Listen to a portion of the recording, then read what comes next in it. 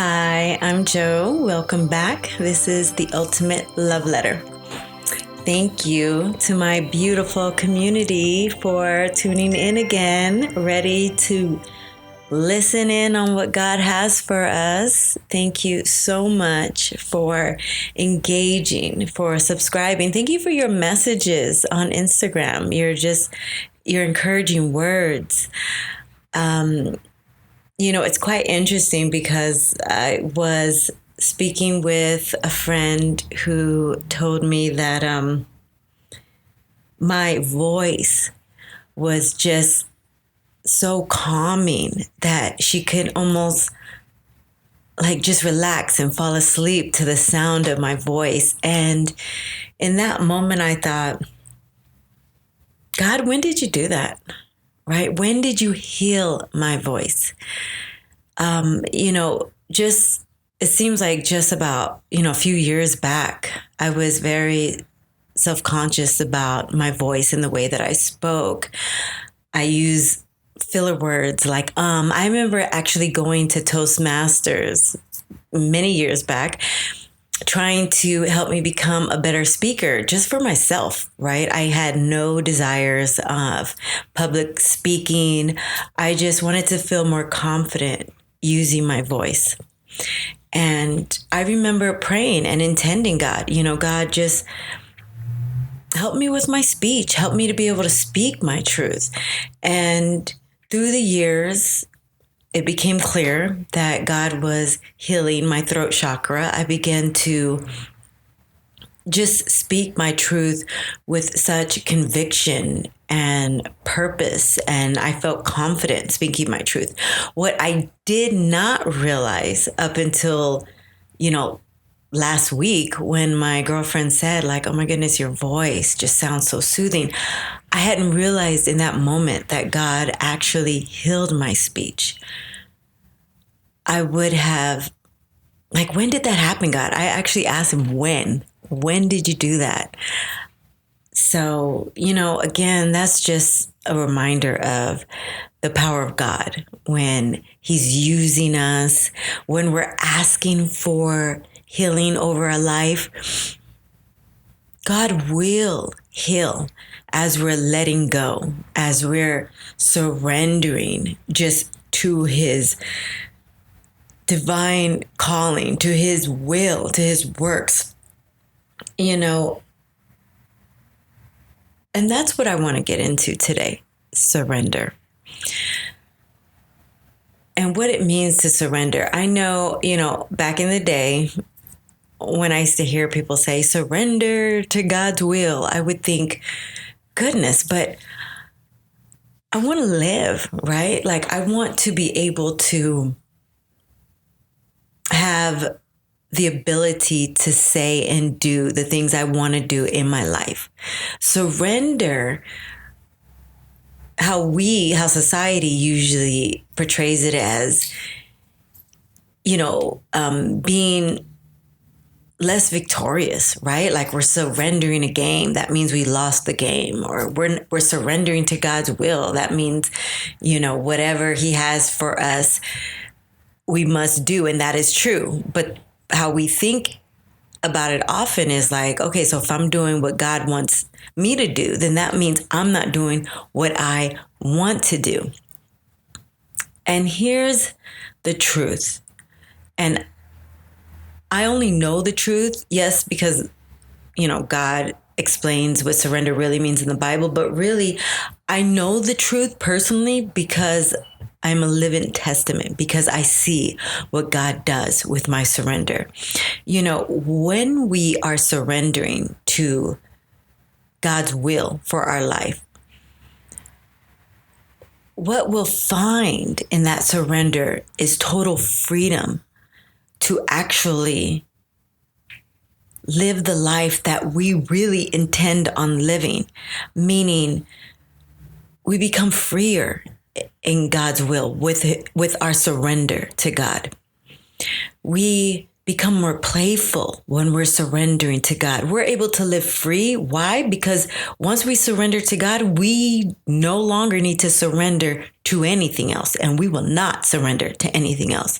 We're surrendering our life to God. The truth is, one way or another, we're going to surrender to something. You may not know it right now, but if you are not surrendered completely to God, you are surrendered to something else. Maybe it's your mundane 9 to 5 that you despise going to, right? But if you're going to it every day, you're living that life, you are surrendered to that. Maybe you're surrendered to the opinions of other people, your coworkers, your family, your friends. And in our ability to say, like, no, God, I'm not going to surrender to your will, you're surrendering then to the will of others, of society. Maybe you're surrendered to fear. You're paralyzed by fear, unable to really live life freely and authentically because you are ultimately concerned, overly concerned with fear and with doubt. Those are surrenders as well. So let's be clear. You may think like, I have control in my life. However, I'm working this 9 to 5 that I hate. However, I'm concerned with what my social following feels, how my friends feel, what my family says about how I should live my life. I'm not surrendering to God's will. However, I'm surrendering to the ability to go and do the things I want to do because I have responsibilities at home that hold me back. Those are surrenders. What I know is true, only because I'm living that life. Once I decided to totally surrender to God, and I really made that decision in 2020, when I totally just said, okay, God, I'm done. I have steered this life up to this point. I am done. I give it to you. I take the back seat. I want to see what you will do. In that moment of surrender, for me personally in 2020, God has just elevated me, just has freed me from the shackles of these worldly expectations, these worldly doings. I am free now to live my authentic self. The closer we live to God, the more authentic we are to ourselves. And that's just it. You know, when we are saying, you know, you want to trust God, you know, more and wholeheartedly. Well, to trust God, in order to trust God really wholeheartedly, we have to know God, right? Because I understand, like, if we don't have a personal relationship with God and we say, well, God, I want to trust you, we will come to find we will trust God only so far until we're able to really see what he's able to do in our life.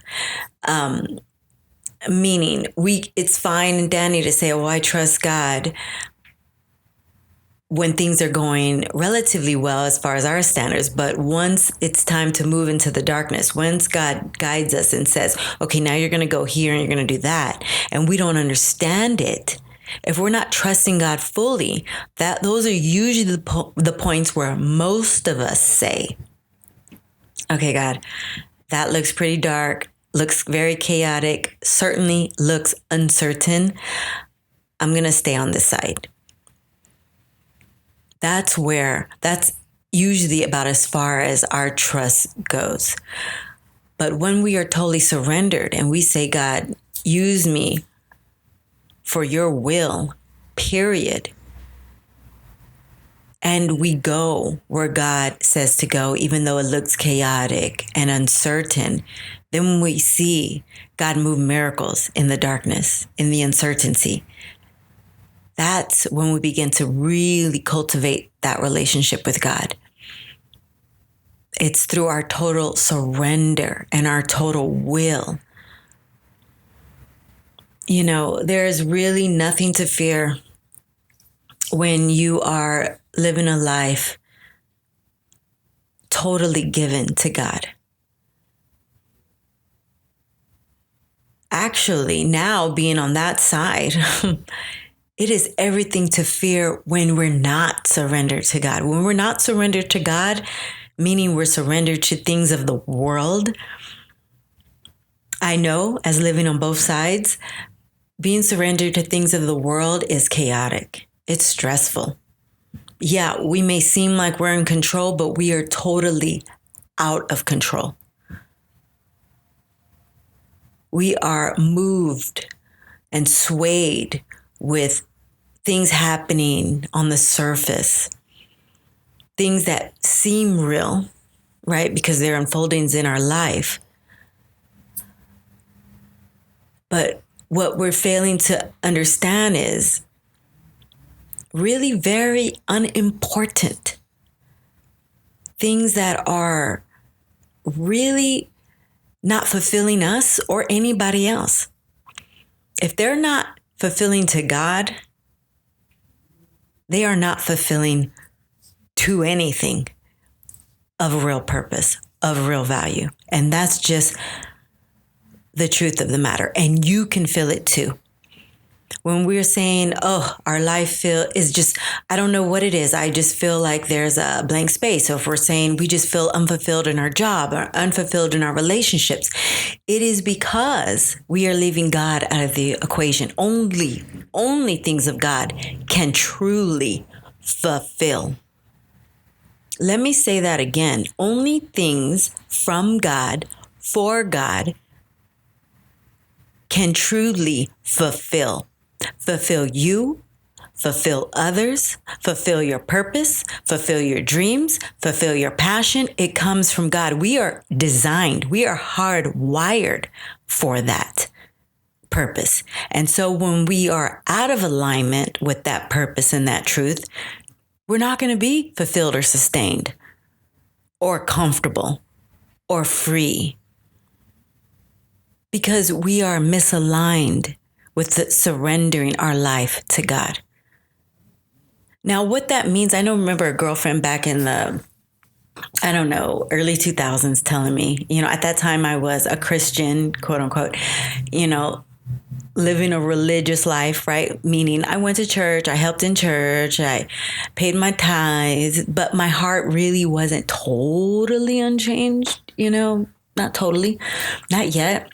I was still becoming, I'm still becoming, but I've come a long way.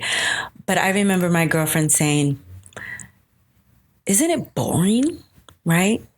To just live a life for God? And I can say, with everything in me, life was boring and chaotic before I lived a life for God. God says when we live for Him, He will make our life adventurous. We will not walk the same worn out paths. Life will be new and vibrant and fulfilling every single day. Every day you wake up will be a fresh new day filled with something that you have yet to experience. And even though you've had similar experiences and maybe even those experiences before in your life, they will be new as if you've never experienced them before. So my answer is absolutely not. A life filled with God is vibrant, is a life filled with ecstasy, with nirvana, with bliss, with peace, with purpose. For the first time in my life, and I can say that at this 47th year of my life, I am finally living the most purposeful, most genuine, most freest, most playful life that I have ever lived. Playful as in, I remember my childhood was beautiful. Beautiful. I had this grand imagination and I felt free and just filled with inspiration and wonder and awe. I feel that today. finally, I feel it again as I did when I was 8. I'm feeling it now, and actually more so now than I did back then. That is what God does when we are totally surrendered to his purpose.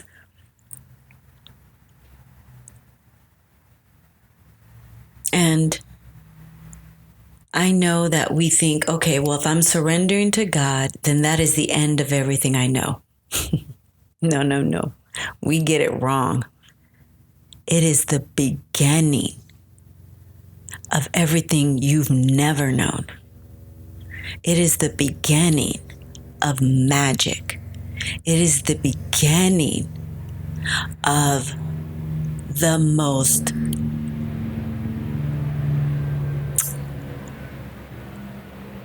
freest, the most clearest, the most aligned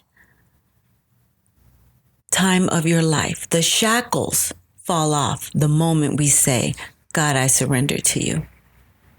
Everything that seems important up until that point, our jobs, our businesses, our routines, all of a sudden, we are raised above those experiences and we can see life for what it really is. We are here for a blink of an eye. And you may or may not be ready to hear that.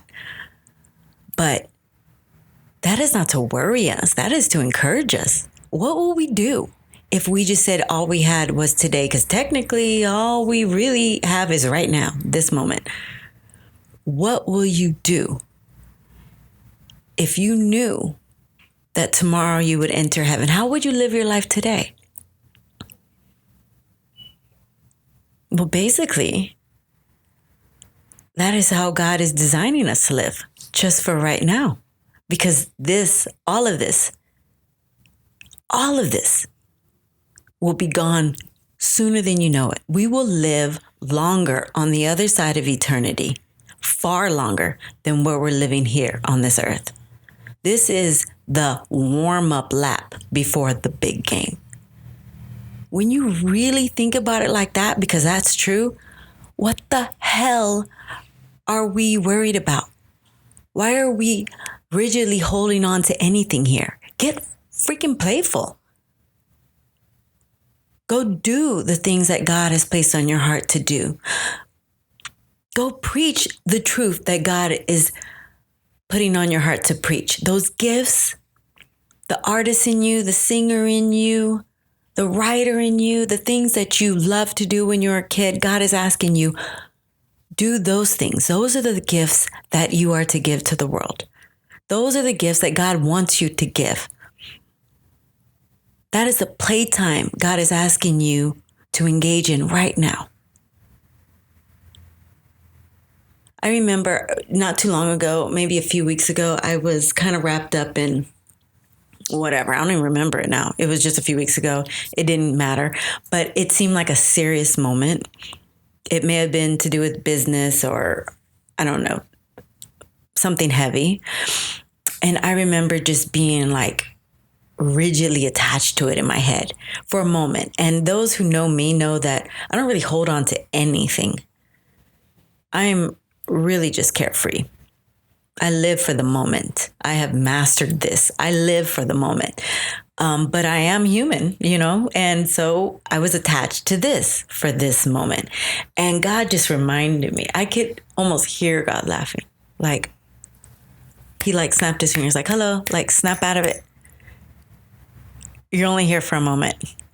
Keep it pushing, keep it light, keep it playful, move on. And in that moment, I broke the heaviness and I was reminded of where I'm at. And I was reminded of, you know what? I'm going to let that go. Whatever that is that I thought I needed to do, I needed to figure out. God was saying, it's not to be figured out today. Let me figure it out. And that's another thing. When we're surrendered to God, he is not asking us to try harder.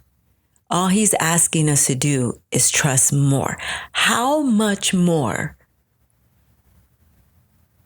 playful are we asked to be If God is saying, I'm not asking you to figure it out, I'm asking you to trust me more. Can it be any simpler? It is so simple for most of us that it becomes difficult. If it is too simple for you to understand that concept, good news, you are misaligned. Better news, you can get into alignment right now. Because God is asking you, God is telling you it is that simple.